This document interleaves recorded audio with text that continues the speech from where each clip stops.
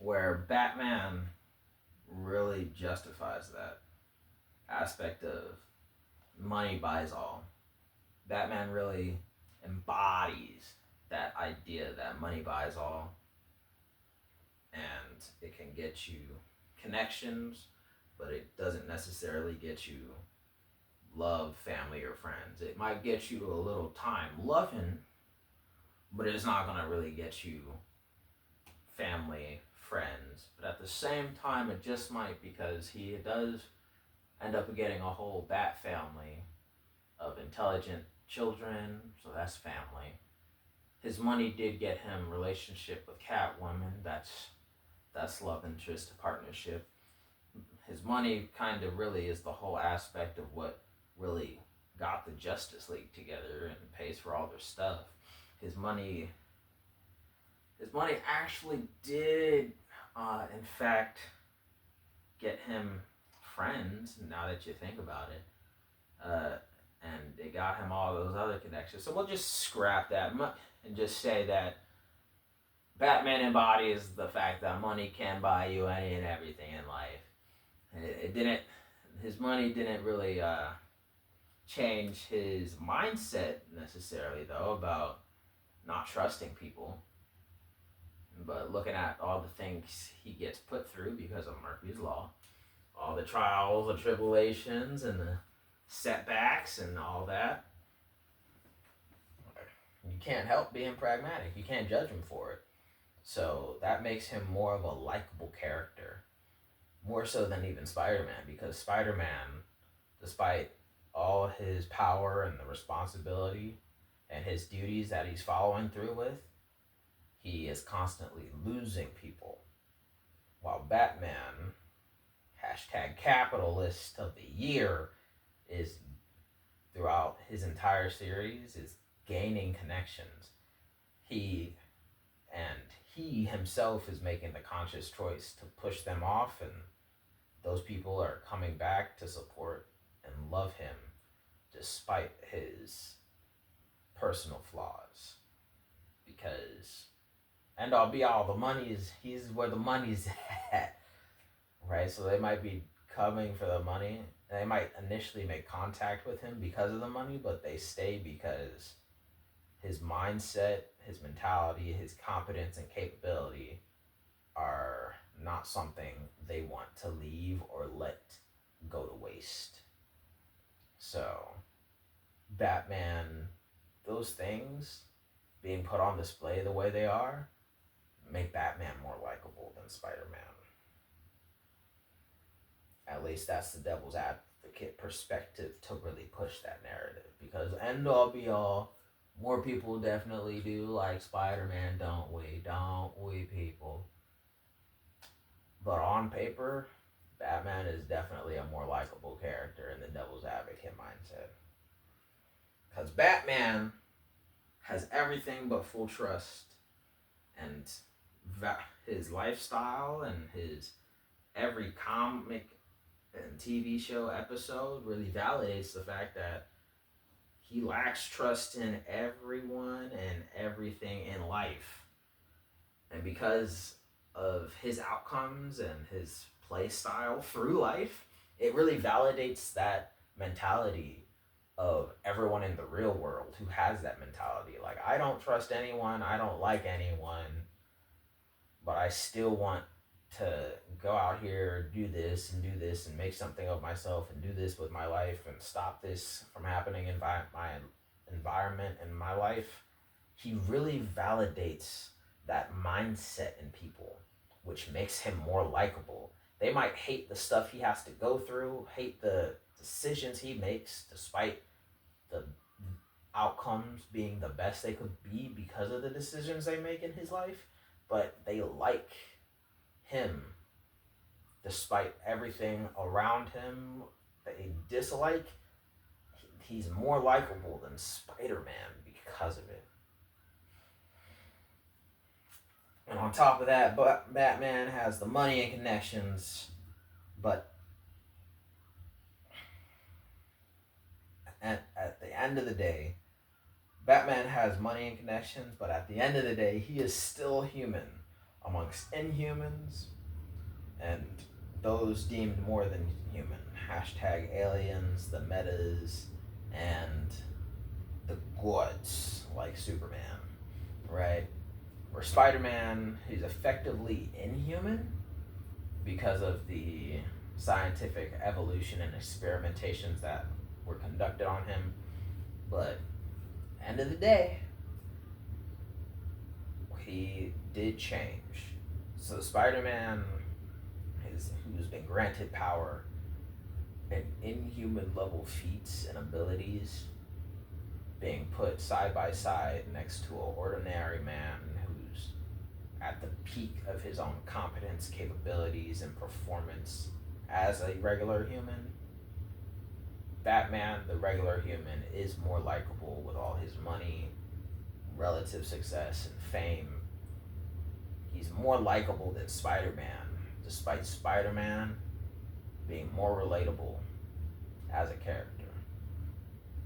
Batman is more likable, and it feels crazy to say, but it is so true in the devil's advocate once you put it into perspective.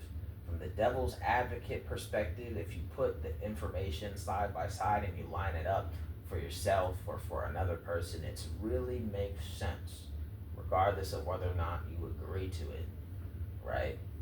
But those things, when you say it like this, it really drives home that point that the Batman is really more likable than Peter Parker Spider-Man. Because Peter Parker Spider-Man, in every rendition, be it any one of the cinematic versions, be it any one of the comic or TV show versions, Spider-Man, he's a human. He's anything and everything a regular human being would be and probably go through, making decisions with the powers he has. Anyone getting those powers and stuff, they're going to go down them same routes and struggles and contemplations that he does. So that makes him relatable. Versus Batman, he, in every rendition or an aspect, is the pinnacle of the things that ordinary people would do if they just had the will to follow through. Where Batman, he's a person with a strong will, a strong conviction to follow through and make the hard decision of what is right every time, even if it feels wrong or makes his reputation tank. He's always going to do what he finds to be the best decision to make. Even if no one in the room, no one on the planet or in this half of the universe agrees with me, Batman's always going to make that tough decision to make the right choice, even if it's not the choice that anyone else agrees with. I won't even say everyone else agrees with it. If no one else agrees with it, Batman is still going to make that decision. And that makes him likable, despite how much you hate certain aspects about him, the things he's doing, the decisions he's making, or the entire scenario he finds himself in. Batman will always be the epitome of what people feel they would like to do if they just had to will to stay strong and follow through with making those decisions. While Spider-Man is the epitome of what exactly people think they would do if they came upon a situation like that, where Spider-Man is relatable because any and everyone can put themselves in his shoes of being knocked down and beaten up by life and seeming somehow never really winning every battle and still somehow coming out on top to winning the war. That is Spider-Man versus Batman. He's winning every battle in between and then winning the war. he might win small battles here, small battles there that really amplify this scenario and cases that he finds himself case by case, day by day, night by night.